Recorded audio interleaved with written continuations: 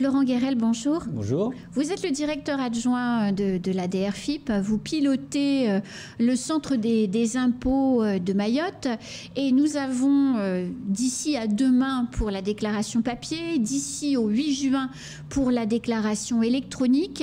C'est le délai qui reste à courir avant de compléter notre déclaration d'impôt. Comment ça se passe ? Ça se passe bien, je dirais, d'abord. Les Mahorais sont présents comme l'année dernière. Oui. Nous sommes à peu près avec les mêmes chiffres que l'an passé par rapport au nombre de déclarants à ce jour. Une augmentation, je dirais, du nombre de télédéclarations et une légère baisse du nombre de déclarations papier à ce jour. Voilà. Donc les Mahorais ont, comme bien souvent, été très réactifs et ont utilisé à plein les moyens dématérialisés qui s'offraient à eux. Grâce à l'accueil qu'on fait au sein du service des impôts des particuliers, mais aussi et surtout grâce aux établissements France Service qui sont très présents cette année. Alors voilà, une personne qui ne sait pas comment s'y prendre, voire qui veut déclarer par Internet, mais qui n'a pas chez elle d'accès à Internet, elle va dans la maison France Service autour de chez elle, ou bien au centre des impôts, évidemment, si elle habite à proximité, et elle trouve là toutes les informations et tous les moyens de faire la déclaration. On peut l'aider. Oui, en fait, ça dépend de sa situation. Oui. On va distinguer, on va dire, les primo-déclarants, c'est-à-dire les particuliers qui, pour la première fois, vont déclarer, qui ne sont pas connus de notre système d'information, auquel cas ils sont obligés de déclarer sous forme papier. Oui. C'est essentiellement toute la population qui arrive pour la première fois à Mayotte et sur le sol français. Et puis, on va avoir les déclarants connus, que ce soit des gens qui ont déjà déclaré ou des enfants de déclarants qui pour la première fois vont déclarer, qui eux peuvent déclarer sous forme dématérialisée. Dès lors qu'ils ont leurs identifiants, effectivement, ils peuvent aller sur notre plateforme et déclarer, soit à travers des aides parentales ou des amis, soit effectivement à travers les EFS, soit en prenant un rendez-vous. Établissement France Service, tout à fait. Alors il y en a 10 sur le territoire. Nous, on est présents dans 4 établissements France Service, répartis un petit peu uniformément sur toute l'île. Dans quel point précisément? Alors nous, on est une journée par semaine seulement dans chaque établissement. Oui. On est à Sada, on est à Kanikeli, on est à Msamboro et puis on est à Petite Terre. Voilà. D'accord. Donc pour une répartition assez uniforme du territoire. Aujourd'hui, il y a combien de foyers fiscaux qui déclarent des revenus à Mayotte? Alors l'année dernière, il y avait 94 000 déclarants, à peu près. Voilà, 94 000 déclarants. Ce qui est en progression, oui. C'est un bon rendement. Vous estimez que combien de personnes aujourd'hui à Mayotte passent encore entre les mailles du filet? Parce que finalement, ça reste, si on compare avec la métropole, ça reste une mise en place d'un dispositif de droit commun. Tout à fait. Alors, c'est très difficile à Mayotte de déterminer la population, vous le savez bien. C'est très difficile aussi de déterminer la population en âge de déclarer. Pour autant, avec 94 000 déclarants, je pense qu'on se rapproche de la réalité des déclarants de l'île. Grande partie de ces déclarants ne disposent pas de revenus. On a un taux de seuil de pauvreté qui est très important à Mayotte. Donc effectivement, on a beaucoup de déclarants sans revenus. Mais la plupart des déclarants, on va dire salariés ou disposant de revenus, déclarent. Après, c'est vrai que dans les nouveaux déclarants, on a encore quelques marges de progression. Alors, c'est un point important que vous soulignez, même quand on n'a pas de revenus, c'est-à-dire que des prestations sociales, voire rien, on doit faire une déclaration de revenus à zéro, mais on doit faire une déclaration de revenus. Est-ce que c'est un message qui est bien passé, ça, dans la population? Parce que j'ai l'impression que pas vraiment. C'est un message qui est bien passé, mais pas par notre administration, mais par l'ensemble des autres administrations. Souvent, l'avis d'imposition est un document utile pour des prestations sociales. Il va être utile pour toucher des bourses, il va être utile pour inscrire ses enfants à l'école. C'est en cela que déclarer ses impôts est utile socialement pour les personnes qui déclarent. Pas seulement pour payer un impôt. Vous avez la majorité des Mahorais qui ne sont pas imposables. Oui. Vous avez une petite majorité des Français, France métropolitaine ou France domienne, qui est imposable.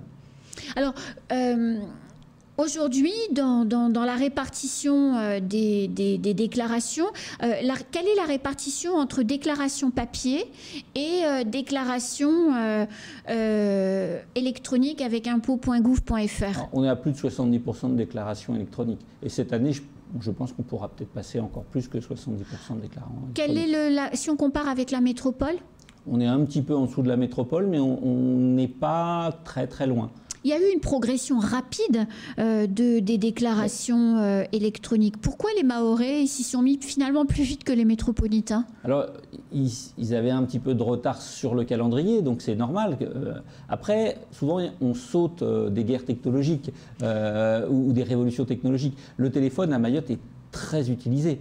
Dès lors, avec les cyber, avec les familles, les Mahorais ont tout de suite vu l'intérêt en fait, de la déclaration dématérialisée parce qu'ils peuvent conserver les documents. À Mayotte, la difficulté, c'est de conserver les documents, de pouvoir justifier 3 ans plus tard d'une prestation ou d'une déclaration qu'on a faite. Avec impôt.gouv.fr, vous pouvez à tout moment retrouver tous vos documents.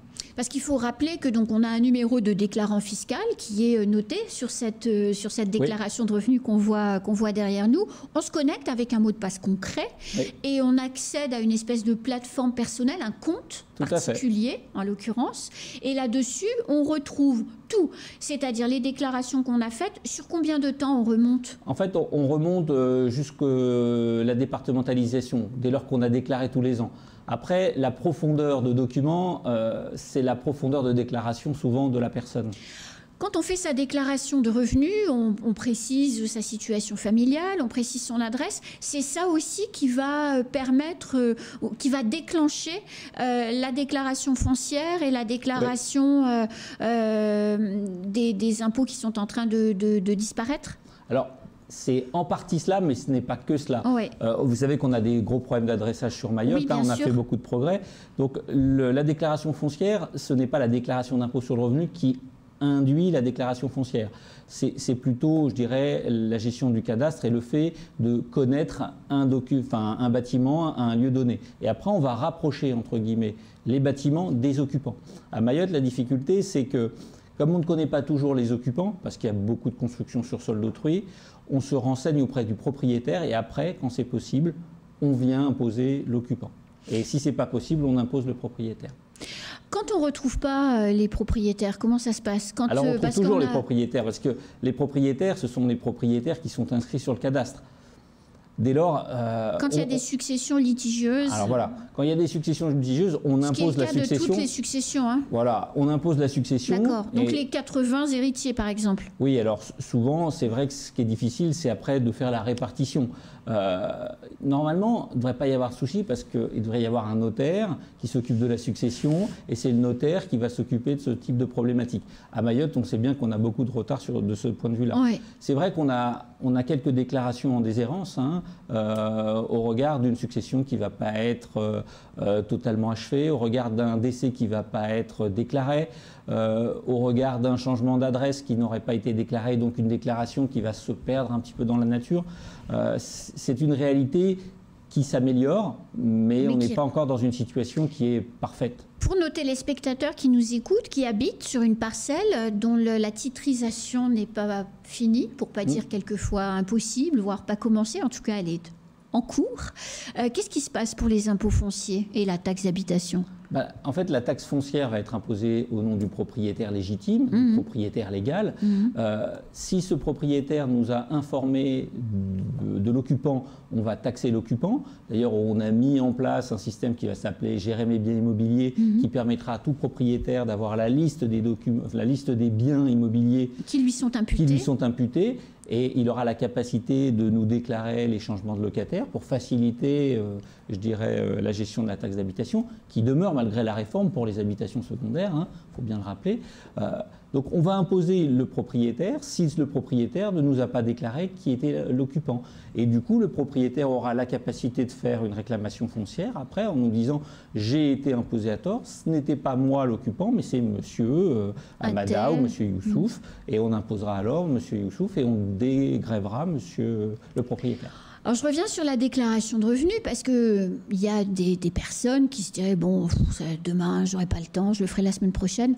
Et puis dans un mois, dans 2 mois, puis des fois on oublie, on se dit « oh là là, il est trop tard, j'ai honte, je le fais pas ».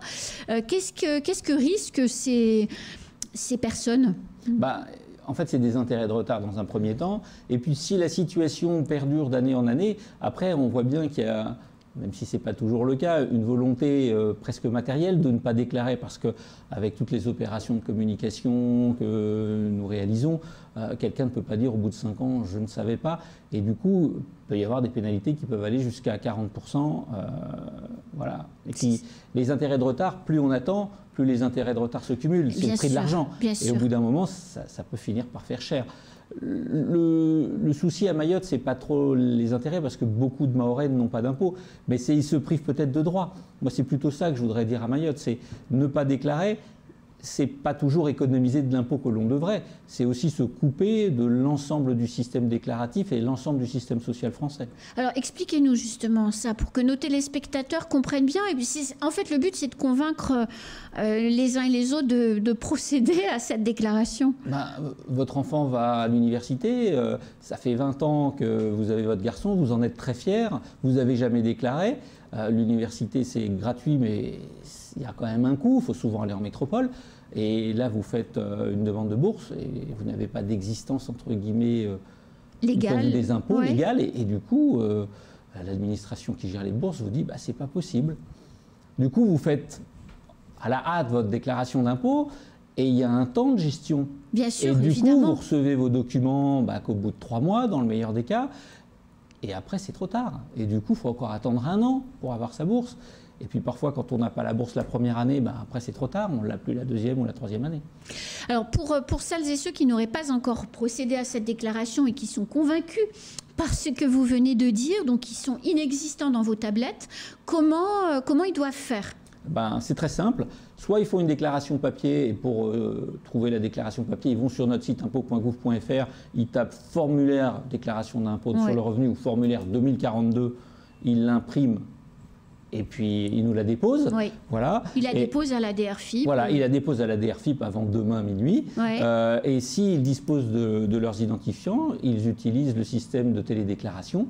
Et s'ils ont déjà déclaré, mais qu'ils ne disposent plus de leurs identifiants parce qu'ils les ont oubliés... C'est un truc à 13 numéros, oui. Donc c'est pas, on ne s'en souvient pas facilement. Alors, il n'y a pas que ce système, parce que le système France Connect, qui est utilisé dans l'ensemble des administrations, peut être utilisé pour arriver sur notre site. D'accord. Donc si on connaît ces codes pour la CAF, par exemple, on pourrait arriver à la nos sites. sécurité sociale, ce qui est souvent le numéro, le chiffre qu'on a le plus souvent en tête. On peut aussi se connecter sur via France Connect. Via France Connect. Sinon, il suffit de prendre contact avec nous. Vous tapez site.mamoudzou@dgfi.finance.fr et vous demandez vos codes, parce que vous avez oublié vos codes ou vous avez changé d'adresse Internet et vous nous communiquez votre nouvelle adresse Internet et on vous communique les codes.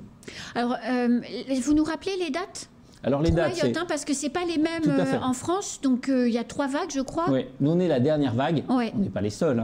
Les derniers départements. Il y a tous les Paris dans la dernière vague. Donc finalement, vous voyez, c'est la classe. On suit l'ordre des départements. Donc tous les derniers départements, c'est les derniers à déclarer. Donc pour les déclarations papier, normalement, c'était le 19 mai, ça a été repoussé jusqu'à demain, 31 mai. Et pour les déclarations Internet, on a jusqu'au 8 juin à minuit. OK.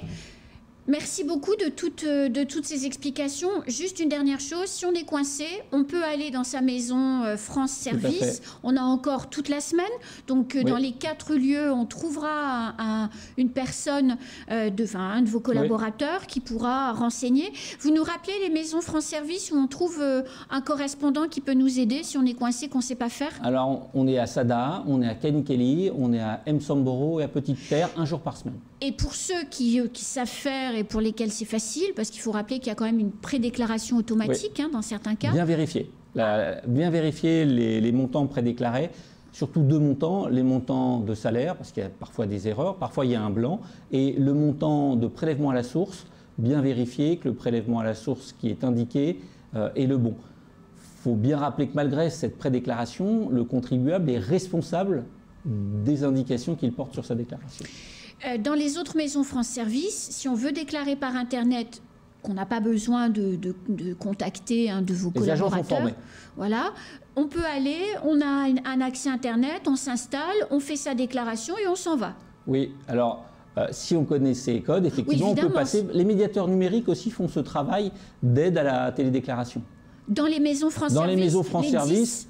Les 10, et dans les 10, il y a 2 France Service itinérantes. Hein. Il y a un bus dans le sud, un bus dans le nord. Qui permettent de toucher une population qui a plus de mal à se déplacer, plus sédentaire ou qui sont rétifs à aller au sein des administrations. Florent Guérel, merci beaucoup de moi toutes ces explications. Et puis je vous rappelle, la déclaration, il faut la faire. Et comme beaucoup de gens, il y a des retardataires et il faut se dépêcher. Déclaration papier d'ici demain et d'ici le 8 juin pour la déclaration par voie électronique. C'est la fin de ce temps de parole. Tout de suite, la suite de nos programmes.